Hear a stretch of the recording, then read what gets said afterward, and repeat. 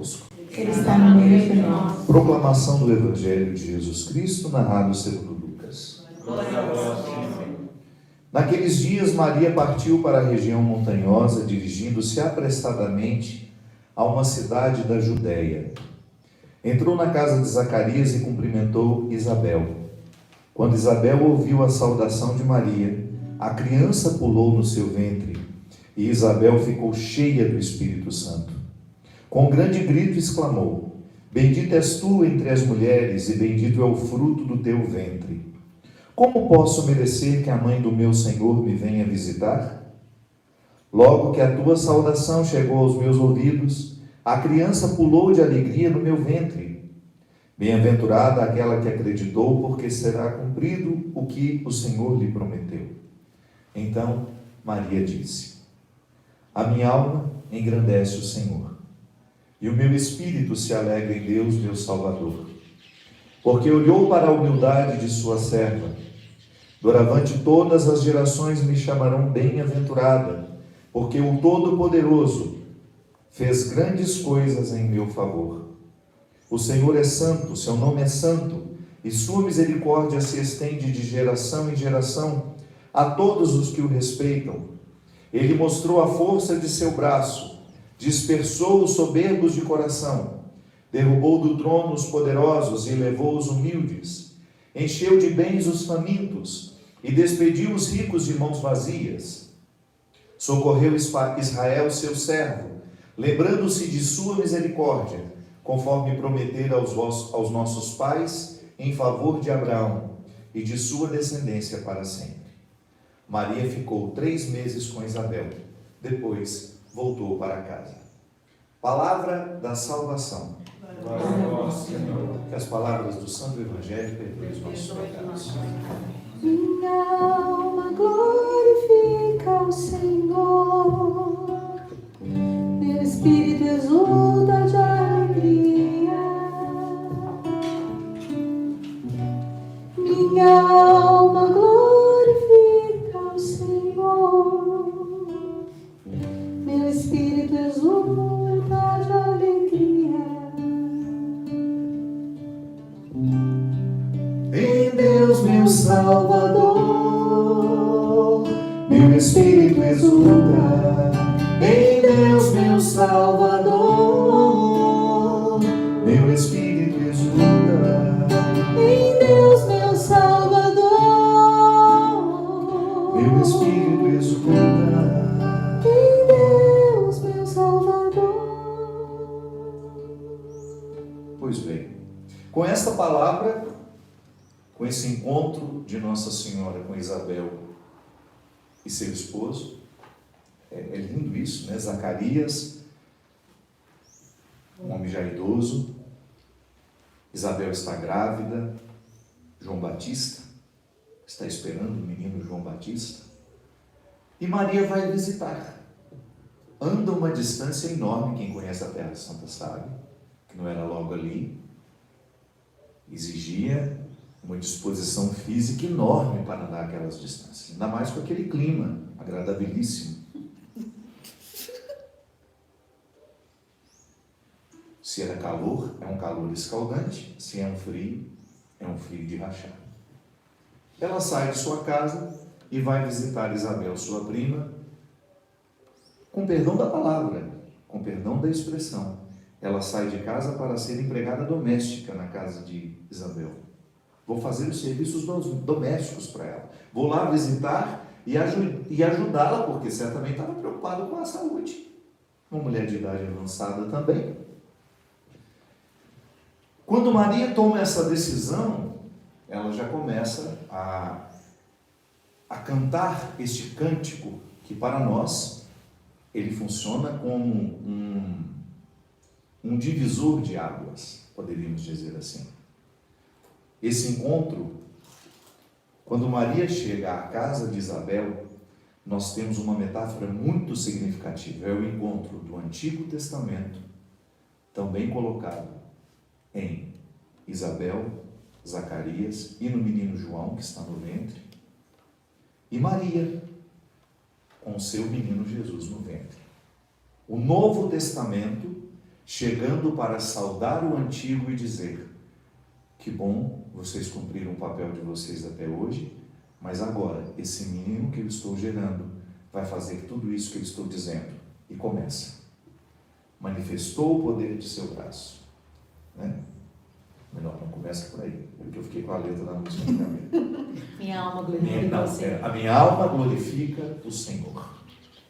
Isto é, uma saudação que começa a mostrar um plano de salvação a partir do que Maria sabe que Jesus iniciará. Meu espírito se alegra em Deus, meu Salvador, porque olhou para a humildade de sua serva.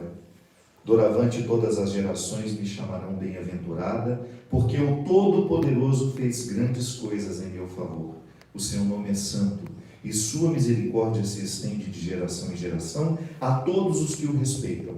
Ele mostrou a força do seu braço, dispersou os soberbos de coração, derrubou do trono os poderosos, elevou os humildes, encheu de bens os famintos e despediu os ricos de mãos vazias. Socorreu Israel, seu servo, lembrando-se de sua misericórdia, conforme prometera a nossos pais, em favor de Abraão e de sua descendência para sempre. Tudo o que Jesus faria a partir de sua chegada ao mundo, Maria já colocou neste cântico. Saudando o Antigo Testamento, agradecendo por tudo aquilo que ele representou, mas ao mesmo tempo dizendo: agora precisaremos de um novo tempo. E o meu menino veio fazer tudo isso. O que é muito bonito, que o encontro dos dois meninos no ventre, depois se dará um dia, quando eles já estiverem lá pelos seus 30 anos, aquele encontro se repetirá às margens do Rio Jordão, onde aquele menino que é símbolo do Antigo Testamento, que estava vivendo para preparar os caminhos do Senhor, porque era essa justamente a vocação de João Batista, abrindo as mentes, abrindo as consciências, como nós gostamos de dizer hoje, para dizer: tudo isso que nós estamos vivendo será renovado por alguém que chegará, que eu não sou capaz nem de desamarrar, não mereço nem mesmo desamarrar as sandálias dos pés. É um novo entendimento, é uma nova forma de compreender a Deus. O povo devia escutar isso, né? Esse homem é louco. Aliás, João tinha fama de louco. Era um profeta que tinha uma audácia enorme em desafiar os poderosos de seu tempo. João já estava fazendo a transição.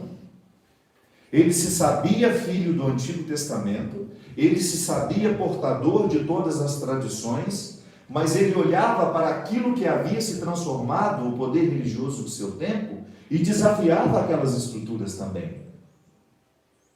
Então, quando Jesus se encontra com ele, de alguma forma, eles remontam o encontro que há 30 anos havia acontecido naquela cidadezinha, que a gente já teve, né?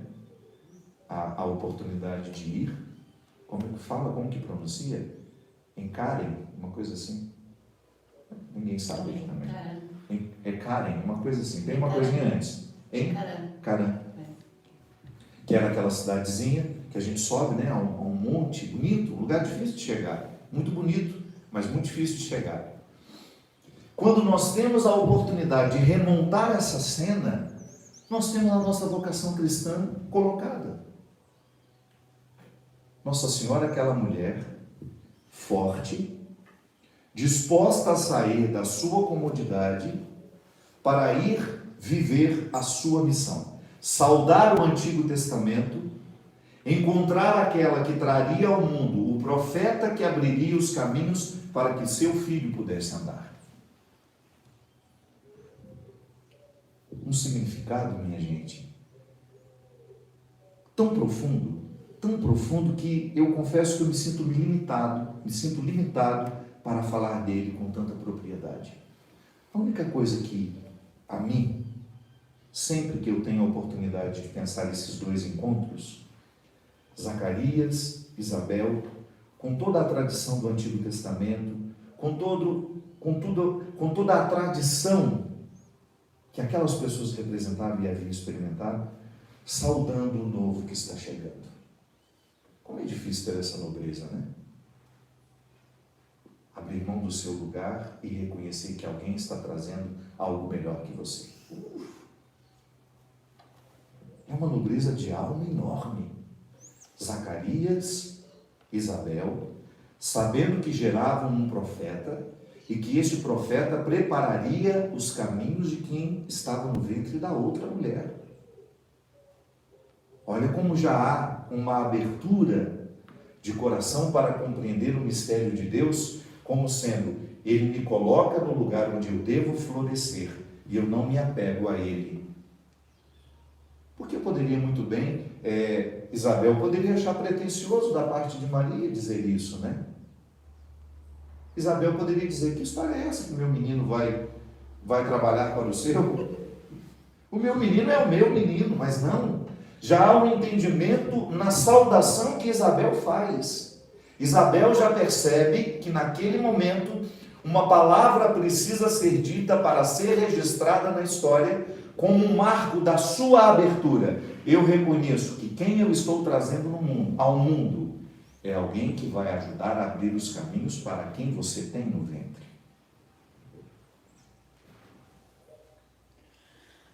Logo, Isabel percebe a chegada de Maria, ela diz. A criança saltou em seu ventre, né? E cheia do Espírito Santo, ela disse: bendita és tu entre as mulheres, e bendito é o fruto do teu ventre. Como posso merecer que a mãe do meu Senhor venha me visitar? Veja bem que Jesus não havia nascido ainda. Isabel reconhece que o filho daquela mulher é o seu Senhor, é o seu Salvador, o filho da promessa que eles estavam esperando há anos, há milênios. O filho da promessa que há muitos anos eles estavam esperando. Isabel reconhece que está no ventre daquela mulher. O que o meu filho preparará, o seu filho realizará. Essa missão que se complementa. A abertura de coração para perceber que eu não sou o lugar definitivo de Deus. Eu sou uma passagem. Eu abro os caminhos para que o Senhor aconteça. Isso é profundamente pedagógico para nós, que nos aventuramos na vida de líderes religiosos. Todos nós não exercemos outro papel senão João Batista. Todos nós não exercemos outro papel senão esse. Eu vou abrir os caminhos no seu coração, mas depois você se entende com Deus. O meu papel é passar e abrir o caminho. O meu papel é apenas arar a terra para que depois você receba a semente e se entenda com o que crescerá dentro de você. Isabel tem justamente a percepção que hoje nós precisamos ter tantos anos depois e que talvez ainda não tenhamos um entendimento. Nós que já estamos sob a luz do cristianismo, que já vimos tudo acontecer, aquela mulher que só percebeu a presença do Salvador no seu ventre, nos deu uma lição que nós ainda precisamos aprender. Apesar de termos tido contato com toda a verdade do Evangelho, com toda a experiência que o Evangelho nos narra, da morte, da ressurreição, da vida pública de Jesus, de todos os milagres que Ele fez, nós que estamos neste lugar já confortável da comprovação histórica. Você pode comprovar a presença de Jesus no tempo a partir das ciências, da história. Não é um conto de carochinha. Mas aquela mulher que não havia presenciado nada, apenas sentindo no seu coração e no seu ventre o menino realizando a primeira profecia. A primeira profecia que João realizou na vida, proferiu na vida, foi no ventre de sua mãe. Como se ele batesse nas entranhas dela. Mãe, chegou o rapaz. Saúde-o. Saúde-o, porque é ele que trará a salvação ao mundo. Saúde-o, porque é ele que vai fazer a grande revolução. Olha, minha gente, quando nós precisamos pensar na revolução que Jesus fez, nós naturalmente precisamos pensar, particularizar O que dessa revolução já me atingiu? No ato penitencial nós falávamos que um dos grandes entraves antropológicos do Antigo Testamento é o rigor da lei. Como é difícil você ser educado para a liberdade, tendo tantas leis lhe amarrando o tempo todo. Como é fácil, através da escravidão da lei, você impedir uma pessoa de viver a liberdade cristã. A liberdade, não estou nem falando de liberdade cristã. Como é difícil, num lugar de tantas regras, você criar o espaço do amadurecimento das escolhas. Eu ser capaz de escolher livremente, quando tantas coisas estão me cercando e me dizendo o que devo e o que não devo. O rigor da lei no Antigo Testamento era um dos instrumentais que os líderes religiosos utilizavam, intencionados ou não entro nesse mérito, para escravizar as pessoas. Era um pastoreio assim, lamentavelmente. Quando você olha a maneira como eles compreendiam as regras religiosas, a percepção dessa autoridade religiosa autorizava absurdos. Por isso que é tão difícil nos dias de hoje a gente fazer uma leitura disso do passado sem de alguma forma a gente se sentir quase que injusto em criticá-los. Porque eu não sei se quando eles viviam isso, eles tinham essa percepção de que estavam escravizando ao invés de libertar. Mas hoje eu tenho o esclarecimento. E naturalmente, ao invés de ficar crucificando aqueles que viveram antes de nós, eu preciso pensar na minha postura hoje. A minha religião me liberta ou ela me escraviza? Eu compreendo as potências de Deus em mim como motores da minha liberdade ou eu compreendo a presença de Deus em mim, motores que me paralisam porque Ele movimenta-se sozinho e não me leva junto? Como é que eu compreendo essa ação de Deus na minha vida? Como é que eu compreendo este motor que me faz ir adiante? Toda vez que eu entro no coração da lei, como a gente dizia no início, no ato penitencial, a experiência de você viver o encontro com Deus que te liberta, Ele me faz ser melhor. Ele me faz encontrar aquilo que em mim é o melhor, é o mais bonito, é o mais harmonioso. A experiência de você ficar em você e de compreender este Deus que atualiza o Magnífica de Maria em você. Se por acaso eu tenho uma nova lei, se por acaso eu preciso seguir uma nova cartilha, é porque eu compreendi que essa nova cartilha, essa nova lei, está a serviço da minha liberdade. Vivo em Deus porque Deus me faz ser mais livre. Vivo em Deus porque Deus me faz ser melhor.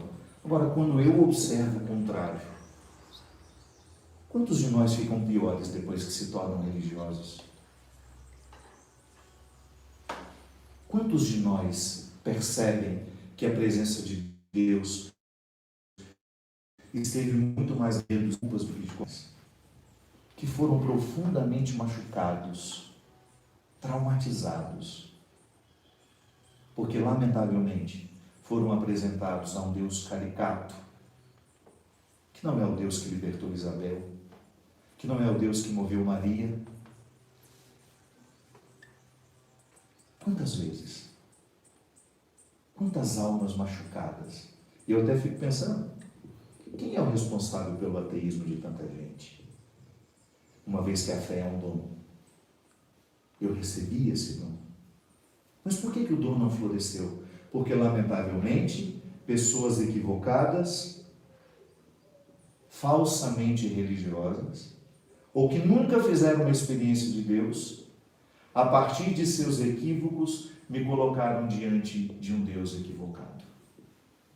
E aí, à medida que eu fui crescendo, eu fui percebendo que aquilo não fazia sentido.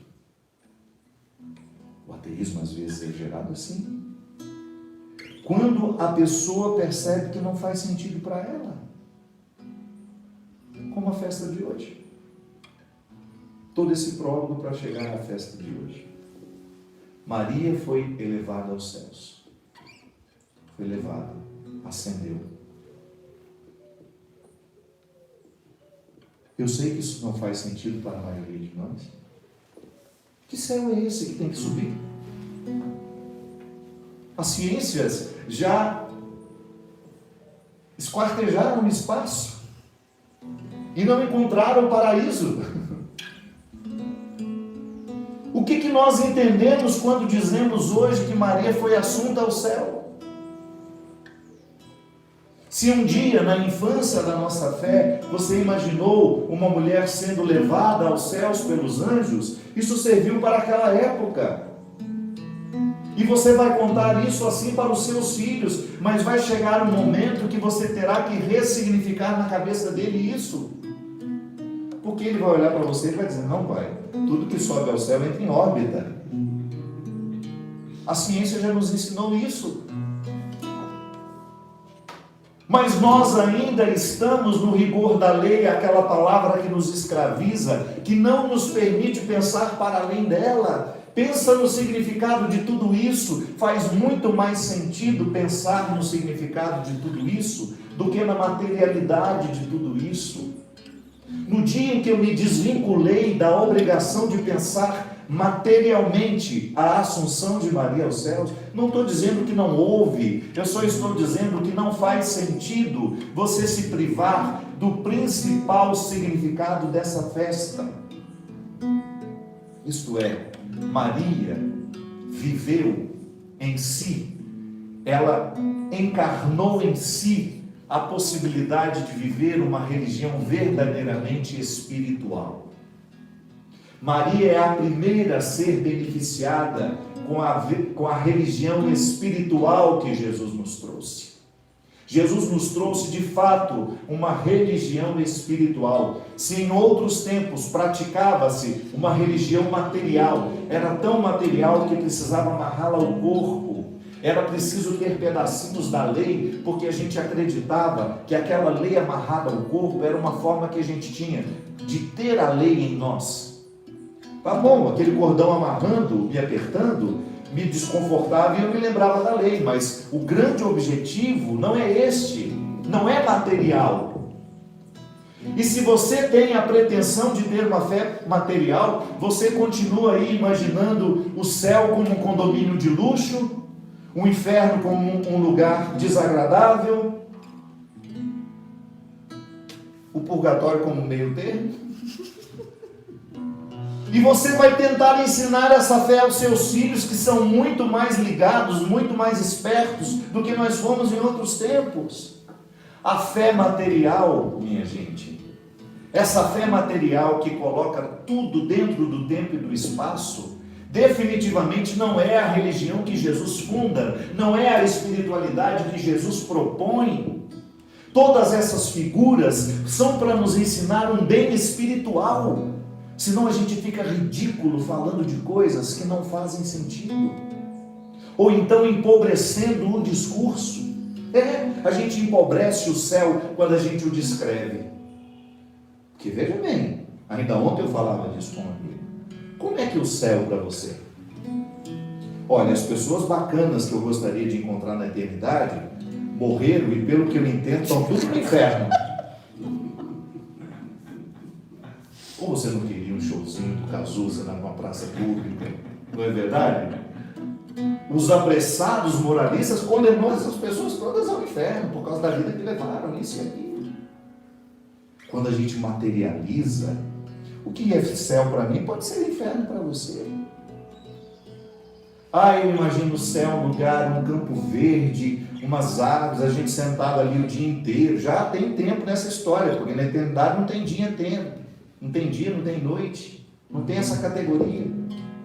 Aí o outro escuta, nossa, que tédio. Eu já imagino o meu céu uma Nova York movimentada, com show toda hora, e eu vou para lá e vou para cá. Então a materialidade da fé é perigosa. Agora, quando eu penso no céu com uma possibilidade que eu tenho e que imediatamente me conecta à necessidade de construir bem a minha vida agora, porque para eu merecer o céu, eu preciso viver bem. E quando você tenta materializar a fé para você entender, lembre-se, esse é o primeiro passo, que as crianças têm necessidade. Mas na maturidade da fé, você não tem mais necessidade dessa materialização para entender.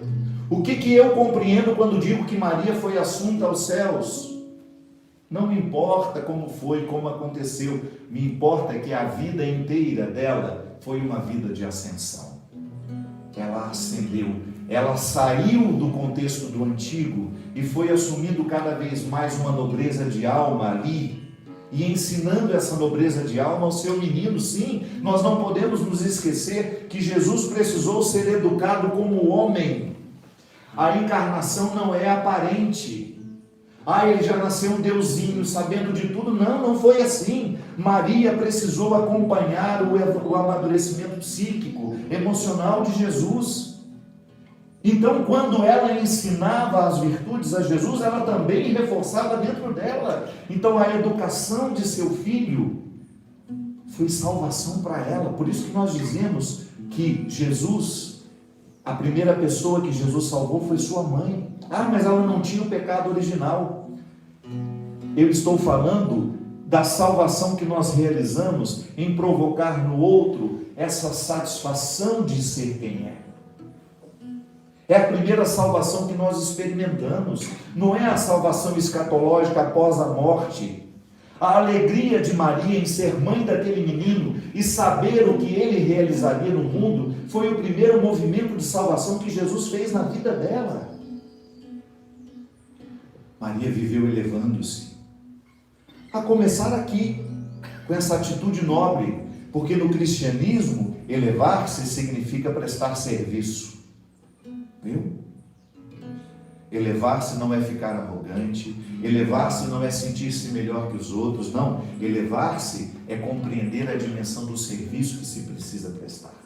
Então eu estou aqui, na minha condição de cristão, sendo elevado diariamente pelas minhas escolhas. Quando eu escolho o melhor, eu estou sendo elevado. Então eu participo dessa vocação de Maria. Eu também vivo a minha ascensão. Quanto mais eu assimilo as virtudes cristãs, quanto mais a vida de Jesus está em mim, mais eu estou sendo assunto aos céus.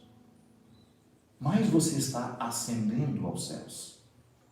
É o conselho de São Paulo. Não fiqueis presos às escravidões da carne, da matéria. Compreendeis que a fé de vocês é uma fé que espiritualiza.